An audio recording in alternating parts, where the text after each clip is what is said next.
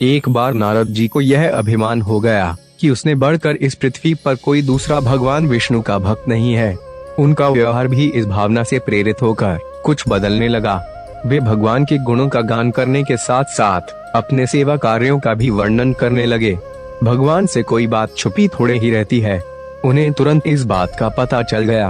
वे अपने भक्त का पतन भला कैसे देख सकते थे, इसलिए उन्होंने नारद को इस दुष्प्रवृत्ति से बचाने का निर्णय किया। एक दिन नारद जी और भगवान विष्णु साथ साथ वन में जा रहे थे। अचानक विष्णु जी एक वृक्ष के नीचे थक कर बैठ गए और बोले, भाई नारद जी, हम तो थक गए हैं, प्यास भी लगी है, हमारा गला सूख रहा है। यह सुनकर नारद जी तुरंत सावधान हो गए। उनके होते हुए भगवान भला प्यासे रहे। वे बोले, भगवान अभी लाया, आप थोड़ी देर प्रतीक्षा करें। नारद जी एक और दौड़ लिए। उनके जाते ही भगवान मुस्कुराए और अपनी माया को नारद जी को सत्य के मार्ग पर लाने का आदेश दिया। माया शुरू हो गई। नारद जी थोड़ी ही दूर गए होंगे कि उन्हें एक गांव दिखाई पड़ा, जिसके बाहर कुएं पर कुछ युवा स्त्रियां पानी भर रही थी। कुएं के पास जब वे पहुंचे तो एक कैया को देखकर अपनी सुध बुधवार खो बैठे, बस उसे ही निहारने लगे। वह यह भूल गए कि भगवान के लिए पानी लेने आए थे। कैया भी नारद जी की भावना समझ गई। वह जल्दी जल्दी जल से घड़ा भरकर अपनी सहेलियों को पीछे छोड़कर घर की ओर लपकी। नारद जी भी उसके पीछे जो लिए। कैया तो घर के अंदर चली गई, लेकिन नारद जी ने द्वार पर खड़े होकर नारायण नारायण का अलख जगाया।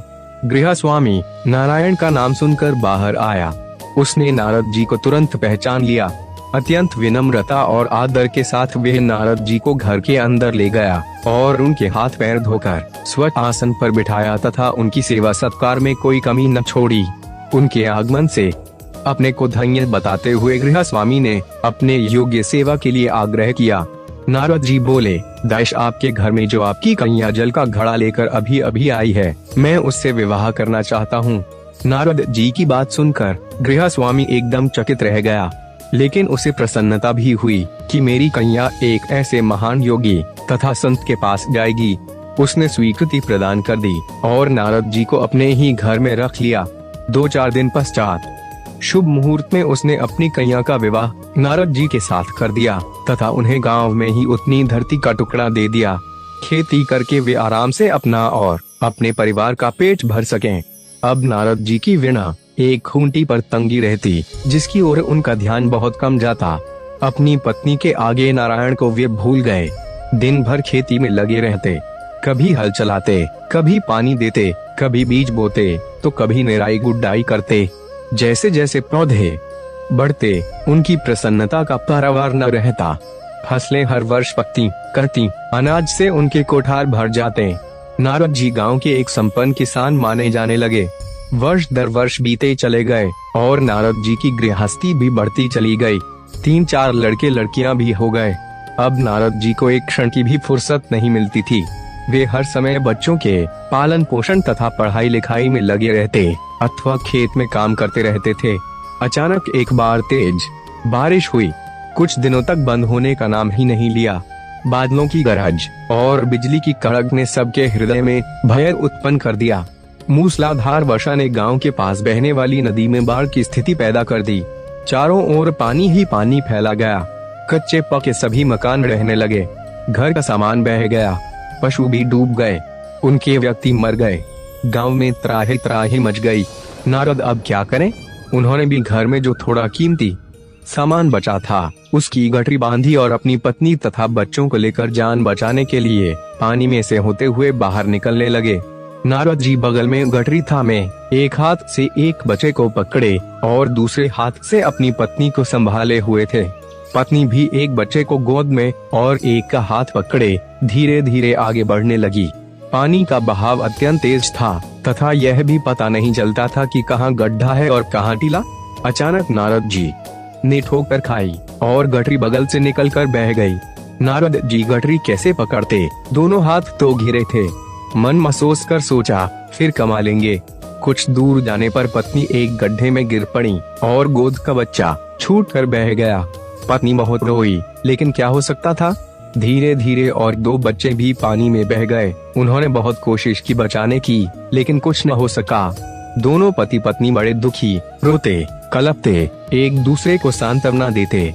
कौम कोई ऊंची जगह ढूंढते रहे। एक जगह आगे चलकर दोनों एक गड्ढे में समा गए। नारद जी तो किसी प्रकार गड्ढे में से निकल आए, मगर उनकी पत्नी का पता कहीं नहीं चला। बहुत देर तक नारद जी उसे इधर उधर दूर दूर तक ढूंढते रहे, लेकिन व्यर्थ। रोते रोते उनका बुरा हाल था। हृदय पत्नी और बच्चों को याद कर कर के फटा जा रहा था। उनकी तो सारी गृहस्थी उजड़ गई थी। बेचारे क्या करें, किसे कौन से, अपने भाग्य को या भगवान को। भगवान का ध्यान आते ही नारद जी के मस्तिष्क में प्रकाश फैल गया और पुरानी सारी बातें याद आ गईं। वे किस लिए आए थे और कहाँ आ गए?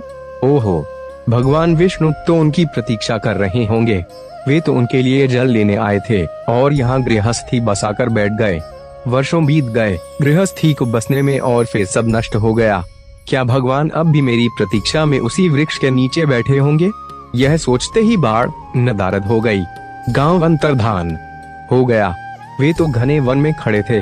नारद जी पछताते और शर्माते हुए दौड़े। देखा कुछ ही दूर पर उसी वृक्ष के नीचे भगवान लेटे हैं।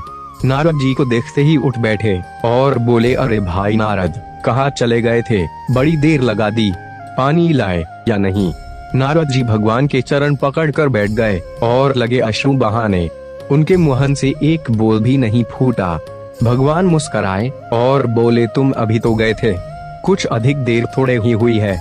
लेकिन नारद जी को लगा था कि वर्षों बीत गए। अब उनकी समझ में आया, यह सब भगवान की माया थी, जो उनके अभिमान को चूर चूर करने के लिए पैदा हुई थी। वे सोचने लगे, उन्हें बड़ा घमंड था कि उनसे बढ़कर त्रिलोक में दूसरा कोई भक्त नहीं है। लेकिन एक स्त्री को देखकर वे भगवान को भूल गए। उसको पछतावा होने लगा और उनका घमंड जरा सी देर में ढेर हो गया। वे पुनः सरलता और विनय के साथ भगवान के गुण गाने लगे।